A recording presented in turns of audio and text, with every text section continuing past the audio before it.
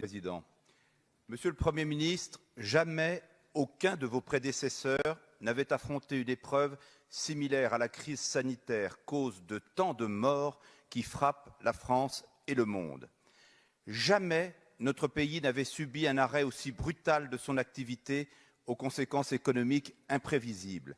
Jamais nos concitoyens n'ont été aussi directement responsables de leur propre vie par des gestes simples qu'ils sont encore trop nombreux à refuser d'accomplir. Ces trois inédits absolus témoignent de la complexité de votre tâche, mais aussi de la difficulté de la nôtre pour exercer notre devoir de contrôle constitutionnel consistant à contrôler votre gouvernement.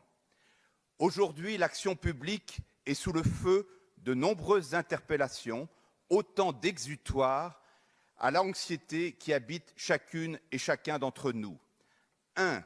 Nous sommes-nous préparés assez tôt pour nous défendre contre le coronavirus? 2. Notre organisation administrative et politique est-elle adaptée pour gérer des drames de cette ampleur? 3. Notre système de santé publique est-il à la hauteur du dévouement des personnels soignants qui le font fonctionner? 4. La nécessaire confiance entre le décideur politique et les représentants du monde médical ne pâtit-il pas d'une construction trop récente?